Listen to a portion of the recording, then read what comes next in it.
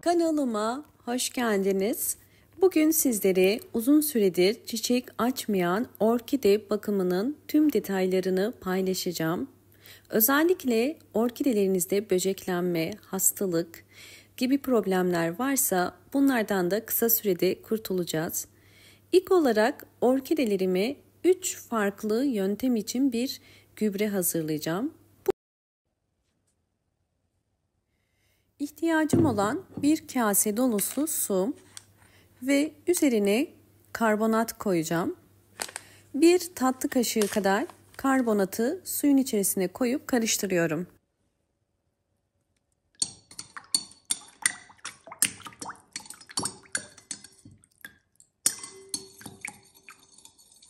Karbonat suda eridikten sonra gübremiz için portakal kullanacağız.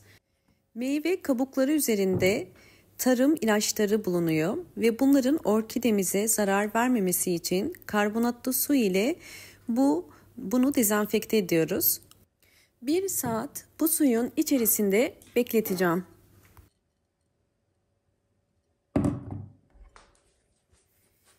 İkinci gübre tarifine geçiyorum.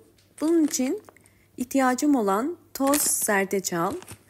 Zerdeçal güçlü bir antioksidandır. Özellikle bitki yapraklarındaki mantar hastalıklarına, böceklenmelere ve kök çürümelerine çok iyi gelir.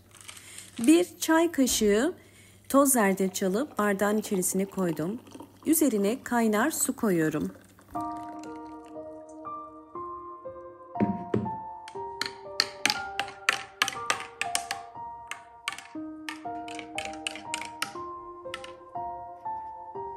Evet, bu karışımın soğuması için serin bir yerde bekletiyorum.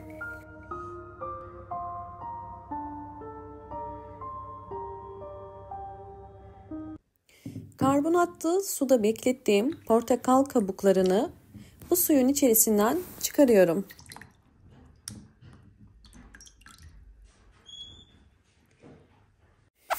Orkideler için hazırlayacağım doğal gübre için portakal kabuklarından faydalanacağım. Portakal kabuklarını bu şekilde rendeliyorum. Beyaz kısmını değil, sadece turuncu kısmını rendeliyorum.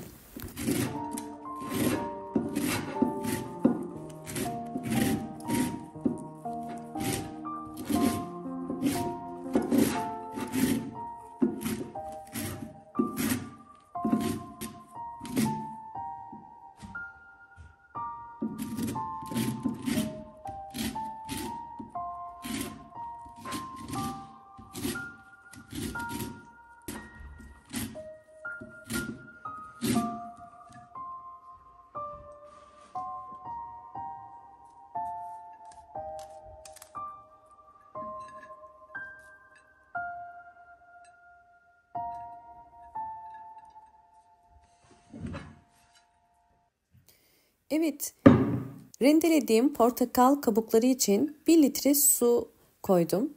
Ve bunlar da rendelediğim portakal kabukları. Bu kabukların suyunu biraz sıkıyorum bakın. Bu su bitkilerimizin yaprakları ve kökleri için çok faydalı. İçerisine rendelediğim kabukları da koyacağım. Ve bunu biraz karıştıracağım.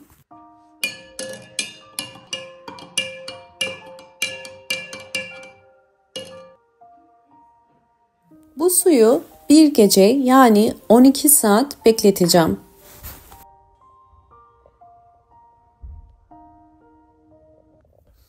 Elimde yaprakları yumuşayan ve kökleri kuruyan aynı zamanda hastalıklı bir orkide var. Bu orkideyi bugün nasıl tedavi edeceğimizi gösteriyorum. İlk olarak orkide toprağından ayırıyorum ve içerisindeki köklerini topraktan temizleyeceğim.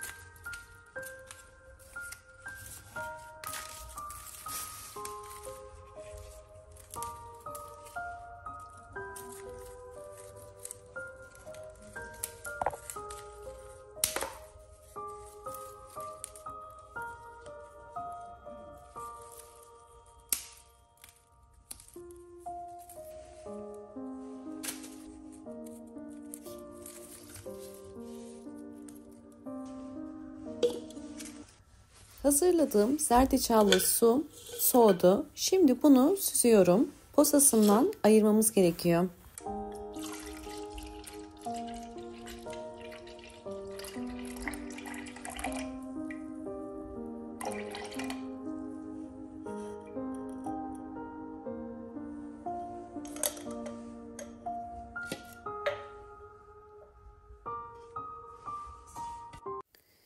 Orkidenin köklerini dezenfekte etmek için bir kaba su koydum ve bu hazırladığım zerdeçallı sudan yaklaşık olarak 4 yemek kaşığı yani 1 çay bardağı kadar zerdeçallı karışımı koyuyoruz. Güçlü bir antioksidan özelliği vardır. Böylelikle orkidenin hem hastalıklı yapraklarını hem de kuruyan köklerini dezenfekte edeceğiz ve yoğun bir vitamin desteği de sağlamış olacağız. Orkidenin yumuşayan yapraklarının kendini toplayıp dezenfekte olabilmesi için bu suyun içerisinde bu şekilde 30 dakika bekleteceğim.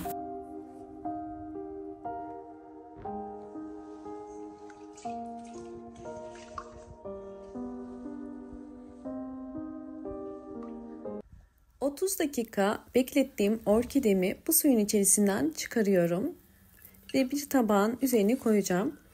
İkinci aşama olarak orkidenin kendi toprağını da dezenfekte edeceğim. Yine aynı suyun içerisine toprağını koyuyorum. Bu suyun içerisinde orkide toprağını bir yarım saat kadar bekleteceğiz. Böylelikle içerisindeki zerdeçal sayesinde toprağını da dezenfekte edip tekrar kullanabileceğiz.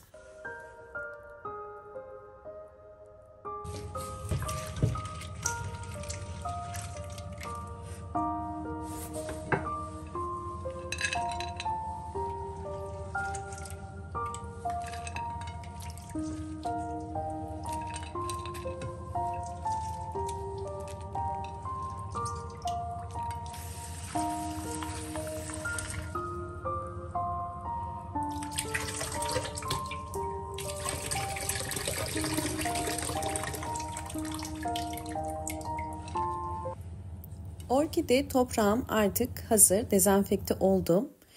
Yeni bir saksı değil, yine aynı saksıyı kullanıyorum. Dezenfekte ettim. Altına çam kabuğu koyup orkidemi bu saksının içerisine yeniden ekeceğim.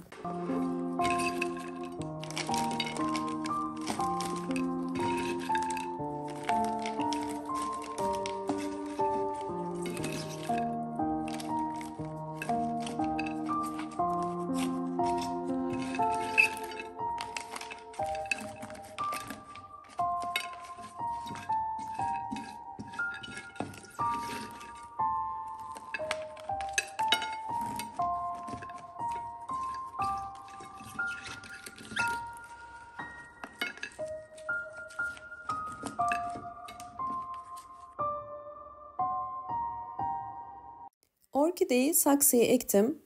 Kökler kenara gelecek şekilde özellikle ektim. Böylelikle su verirken kök rengine göre suyu da vermiş olacağız. Yapraklarını da kuruluyorum.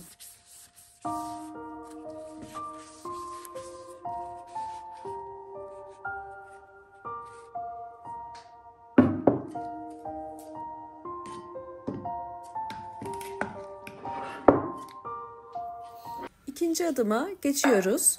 Videonun başında hazırladığım portakal kabuğu suyunu şimdi orkidelerimize gübre olarak kullanacağım. Bunun için posasından ayırmak için süzüyorum.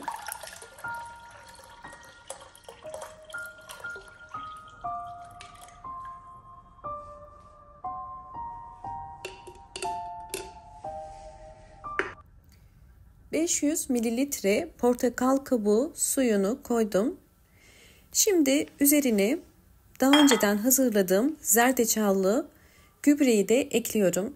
Böylelikle güçlü bir antioksidan ve bolca vitamini dolu bir gübre hazırlamış olacağız. Bunu orkidelerinizde hem yapraklarında hem de kökleri ve çiçek açması için kullanacağız.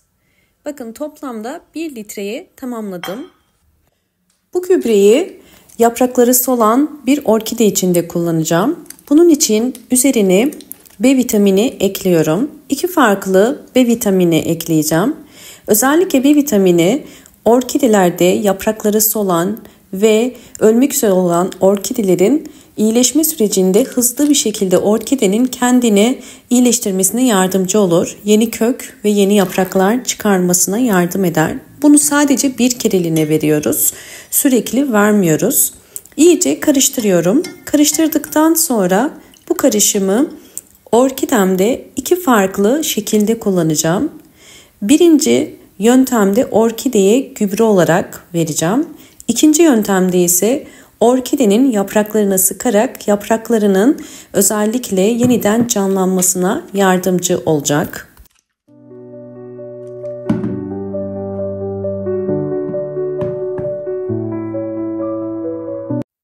Elimde yaprakları tamamen yumuşamış, bu şekilde solan bir orkide var. 2 farklı orkide bu saksının içerisine ekilmiş fakat gücünü ve özellikle vitamin desteğini kaybetmiş.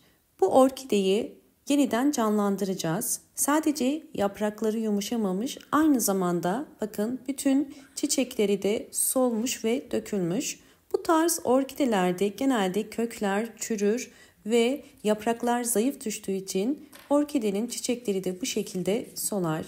Yapmanız gereken ilk işlem orkidenin solan dallarını budamak. Budama yaparken orkidenin en ucunda bakın belirgin bir tomurcuk yoksa hemen budamalısınız. Burada dikkat etmeniz gereken bu dolu bom, bu ise boş bom. İkisi arasından tek seferde kesiyoruz. Böylelikle orkidemizin hızlı bir şekilde tekrardan yeni çiçek dalı çıkarma işlemini kolaylaştıracaktır budama işlemi. Yine aynı şekilde uç kısmına baktım ve orkidemi dalından buduyorum. Orkidenin 4 tane dalı var. 4 dalını da aynı şekilde budayacağım.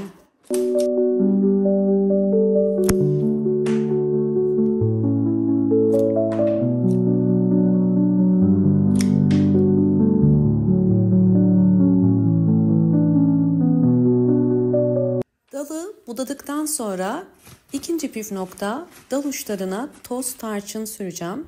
Toz tarçın antioksidan özelliği sayesinde dal uçlarının enfeksiyon kapmadan kısa sürede kurumasını sağlar. Böylelikle dalda sararma olmaz. 4 dalın ucuna da toz tarçını sürüyorum.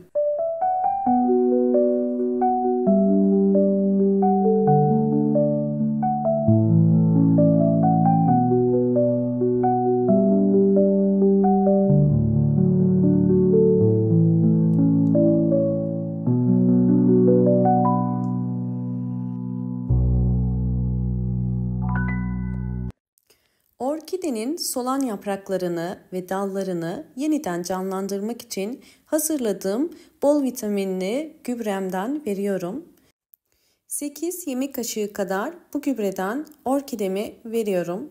Kesinlikle daha fazla vermeyin. Orkidelerde fazla su kök çürümesine sebep olur. Evet, şimdi ikinci aşama olarak yapraklarını canlandırmak için hazırladığım gübreyi orkidenin hem üst yapraklarına hem de alt yapraklarına sıkıyorum.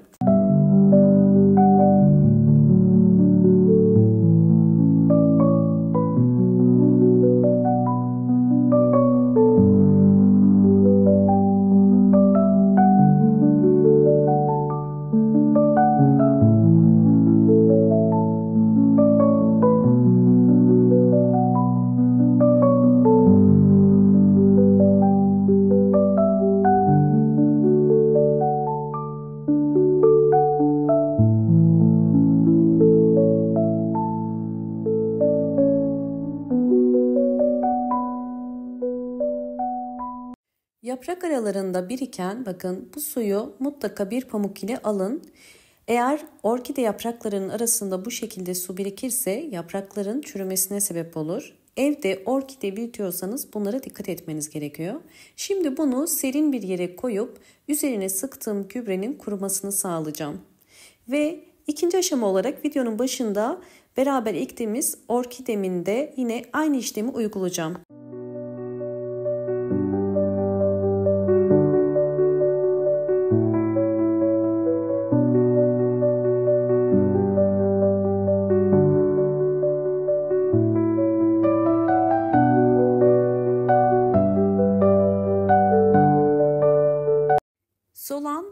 orkidemi de tüm bakımlarını yaptım.